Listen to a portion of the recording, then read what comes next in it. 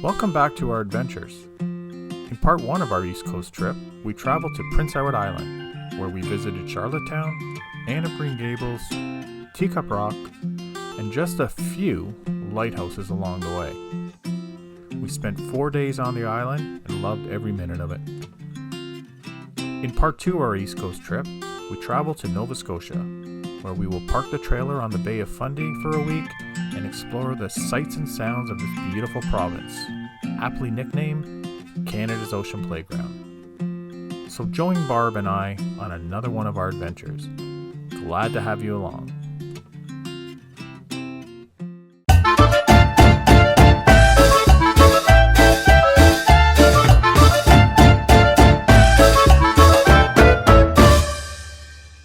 Please subscribe to our channel and hit the like button if you like this video. Thanks again for watching.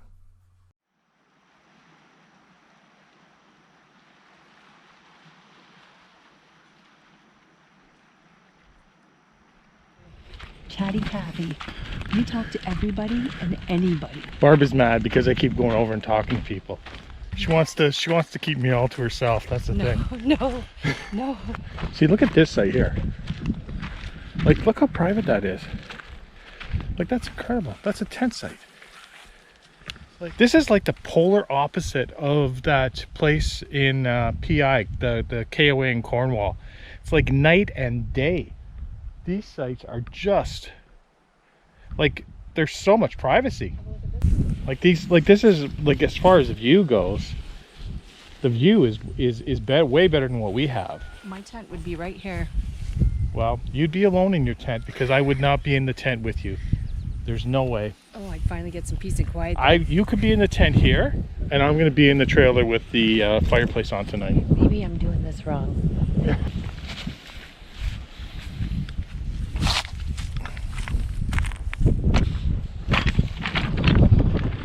So this is not a Caribbean beach, but there is something to be said about the view and about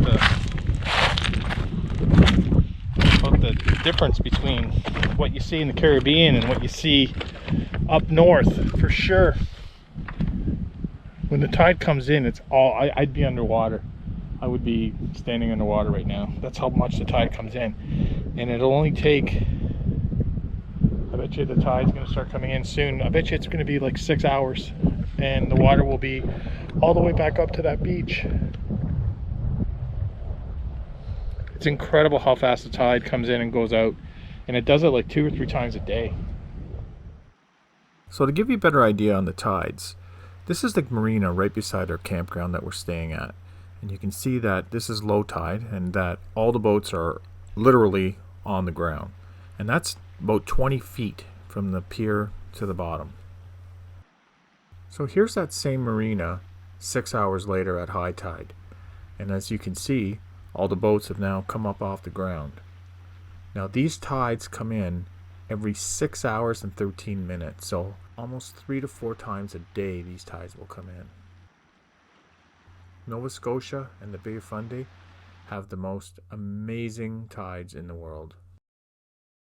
So we're just about to cross the ferry. I don't even, what this is. Petite Passage. Petite Passage Ferry. And that's actually where we're going, so it's a cheap ferry ride.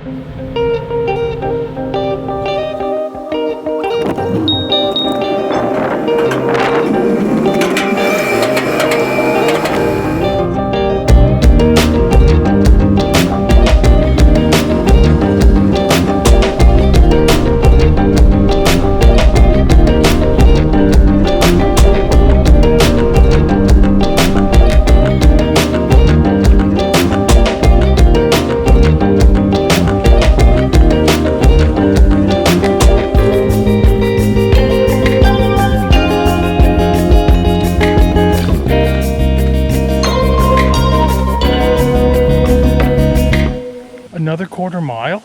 Are you kidding me? Okay, quarter mile. We can do this. Good safety tip.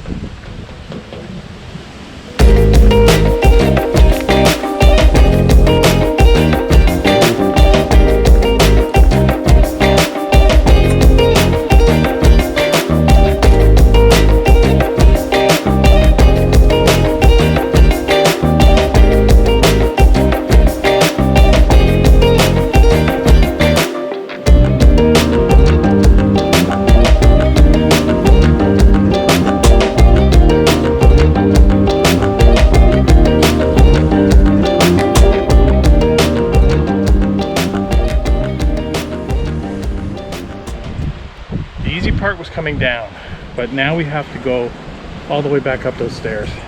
It is a stunning view, but you better like stairs because there's a lot of them.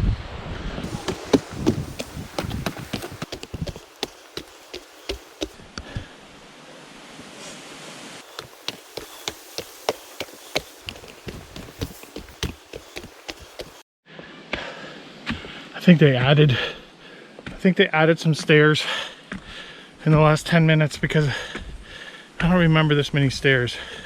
I'm sure they added some. How you feeling? Fine. A little out of breath, but not bad.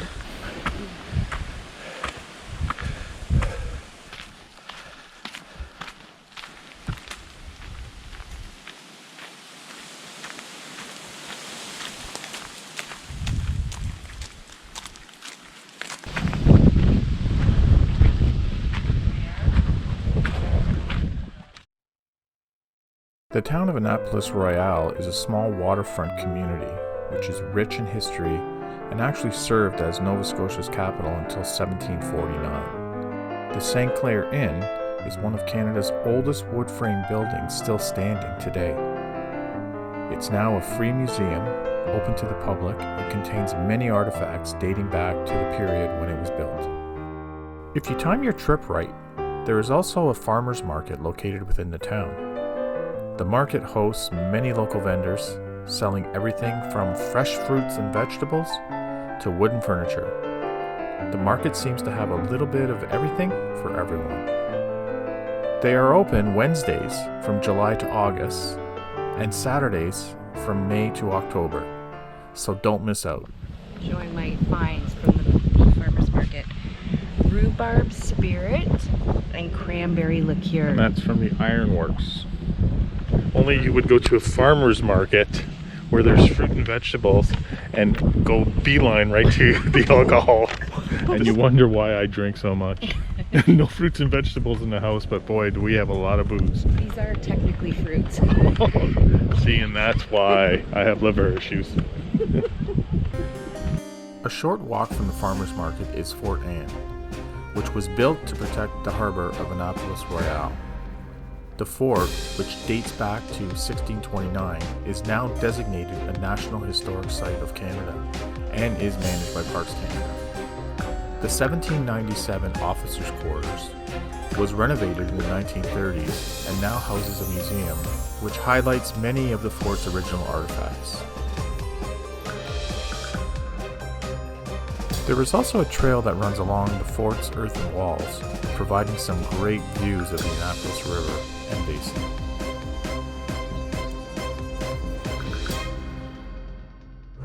Along the north bank of Annapolis Basin, approximately 13 kilometers from the town of Annapolis Royal, is Port Royale. Port Royale is a Canadian rural community in Annapolis County and is situated along the north bank of the Annapolis Basin.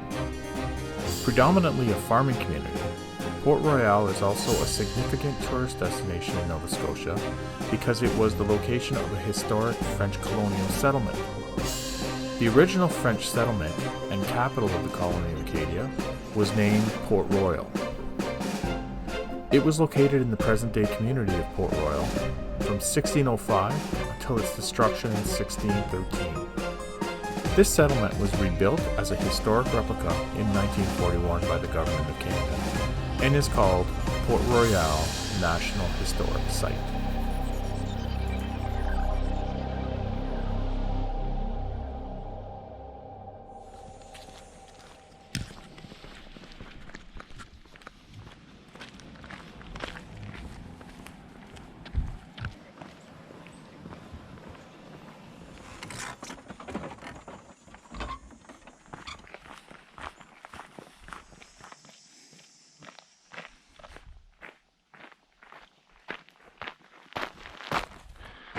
So this is like deja vu from the Balancing Rock trail that Barb told me was just off the highway. She told me this one was like a very short walk, and we've been walking for a long time in this national park. Although the scenery is beautiful, the bugs are pretty bad. And apparently there's supposed to be petroglyphs up here, so I'm hoping it's up here. I gotta stop listening to Barb when she tells me it's just off the highway. I blame myself. So apparently we went the wrong way, and we just walked 4.1 kilometers the wrong way. I'm just going to recuperate here for a few seconds before we make the 4.1 kilometer trek backwards. 4.6. Well, thank you for correcting me, because that helps. That helps this whole situation. This is really the point in the whole day where I wish we had bikes. It's the only time we wish that, though. Yeah, actually it is, but right now I could really kick myself for not bringing the bikes. All right, so let's head back.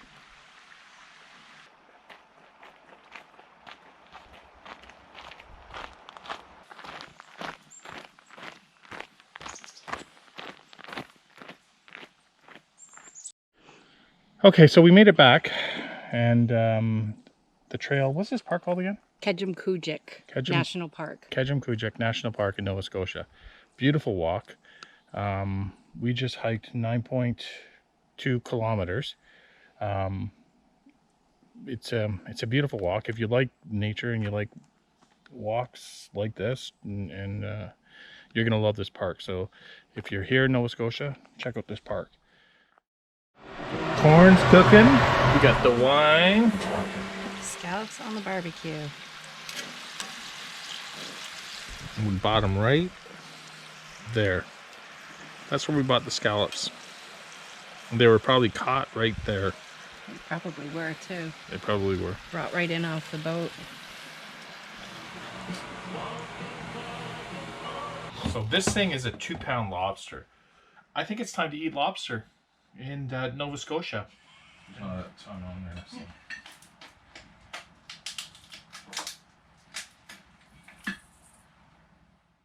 All right, so today we're heading to Halifax. We're gonna do some sightseeing in Halifax. There's a lot to see and do. And then tomorrow when we leave, we're gonna go down to Lunenburg and Peggys Cove and down the bottom half of Nova Scotia and make our way back to our campground tomorrow night.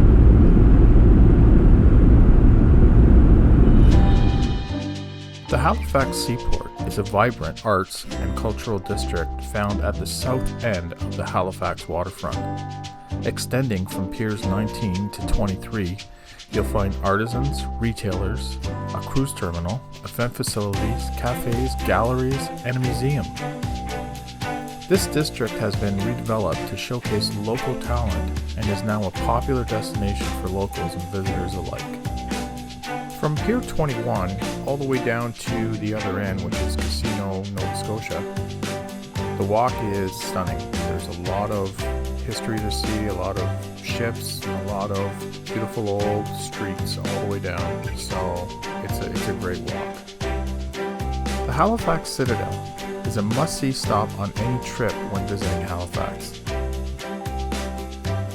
Majestically set upon an expansive hill overlooking the city, it protected the Halifax harbor from 1749 to 1906.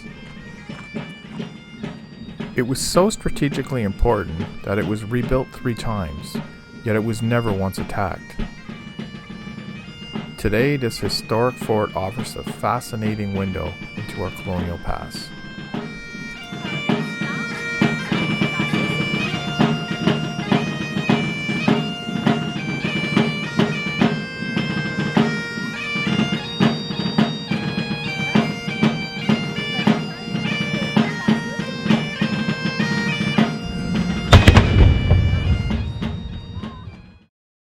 Nova Scotia is home to over 160 historic lighthouses, but in Canada, none is more photographed than the one found in Peggys Cove.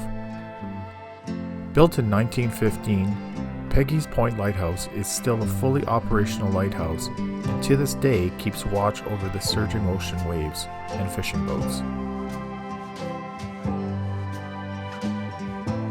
Peggys Cove is famed for its picturesque and typically East Coast profile, with houses perched along a narrow inlet. It's a must-see if you're in the area.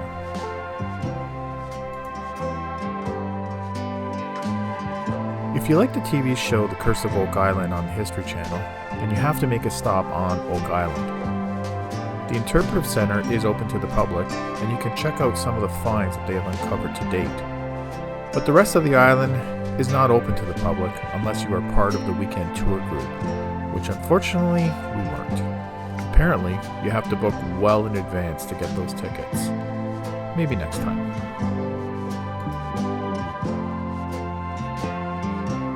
The town of Lunenburg is one of the only 2 urban communities in North America designated as a UNESCO World Heritage Site. 70% of the original colonial buildings from the 18th and 19th century are still standing today. If you time things right, you can still see tall ships moored in the harbor, as Lunenburg is also the home port of Nova Scotia's sailing ambassador, the Blue Nose 2. We're going to Ironworks. a distillery in Lunenburg. It's called Ironworks. She found this, what is it, rum? They have some rum, but then Well, she found this alcohol at the Annapolis market last week. We're going to the actual distillery now to buy more, apparently. And she's really happy. 2 more bottles from the Ironworks. I got a raspberry one too this time. Lunenburg is another must-see on any trip to Nova Scotia. So we're leaving Nova Scotia today. We decided to take the ferry from Digby to St. John's, New Brunswick. It's a little bit pricey, but it's going to save us probably about 8 hours of driving, believe it or not. The Digby Ferry is about a 2.5-hour boat ride from Digby, Nova Scotia to St. John's, New Brunswick. I was a little bit nervous about bringing the trailer on the boat because I was worried that I would have to back up at some point, and I'm still working on the backing up skills, so I was glad to see that all I had to do was pull in and then pull out once we got to St. John's.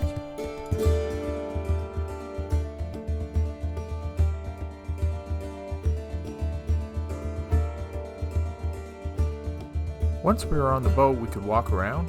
There's a few restaurants there that we grabbed a bite to eat. There's a few other things to do, and it was a pretty smooth ride. Fortunately, we didn't see any whales, but apparently on some trips you can. We're here.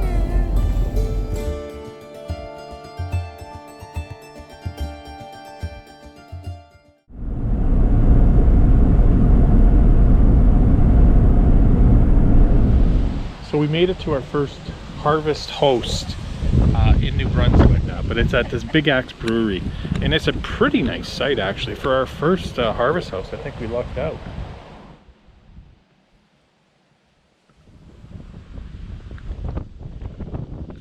So I think we're going to head over to Big Axe Brewery, and we're going to try a couple beers and relax, and I think they got a food truck coming in tonight. We'll grab something to eat there, and we'll spend the night and then take off early tomorrow morning.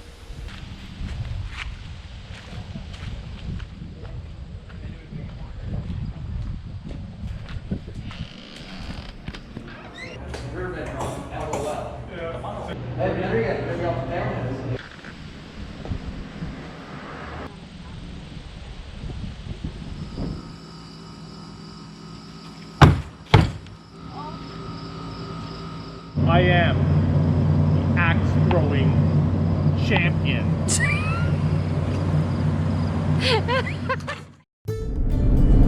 And so ends our East Coast trip from Prince Edward Island to Nova Scotia. 6,000 kilometers round trip. We had a great time, and we're glad you came along with us. Till next time we go away, it's Mike and Barb. See you next time.